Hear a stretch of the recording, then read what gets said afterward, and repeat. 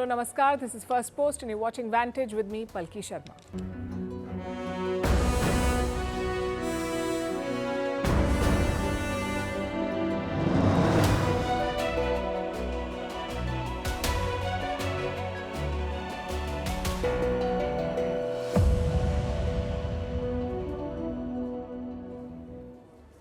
The Trump cabinet is growing and so are the complaints. He's picked an alleged sex trafficker to lead the Justice Department. Some are calling it the worst cabinet nominee in American history. But is there a method to Trump's madness? Also, he's joking about a third presidential term in 2029. We'll tell you if that's even legally possible. Meanwhile, the outgoing President Biden is gearing up for a meeting with China's Xi Jinping. We'll decode what's on the agenda. In Ukraine, there is talk of making a nuclear bomb if Trump stops military aid.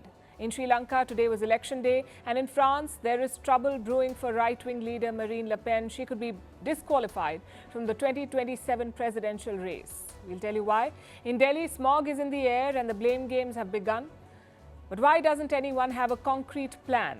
All this and more lined up. The headlines first.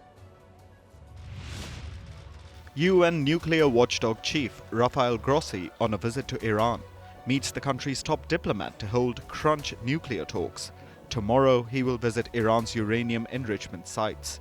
This comes just months before Donald Trump returns to the White House. In 2018, Trump unilaterally withdrew the US from Iran's nuclear deal with world powers. The rupee slips to an all-time low against the US dollar. Foreign fund outflows and strong dollar demand from investors are weighing it down. Rising inflation has also affected the Indian currency negatively, but the Indian rupee's depreciation remains less severe than other Asian currencies. Dominica to bestow its highest national honor on Indian Prime Minister Narendra Modi. It is to recognize Prime Minister Modi's contributions to Dominica during the COVID pandemic and his efforts to boost ties between the two countries. The award will be conferred next week. A Uganda TikToker is convicted for insulting the president. The 21-year-old content creator called for the public flogging of President Museveni. He now faces up to 7 years in prison.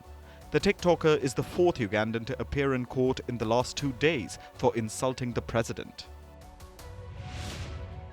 And diplomatic turmoil hits COP29. A French minister cancels her trip to the UN climate talks, claims Azerbaijan's president accused Paris of colonial crimes. Relations between Paris and Baku have been tense over France's support for Azerbaijan's arch-rival Armenia. Argentina also withdraws its delegation from COP29 without citing a reason.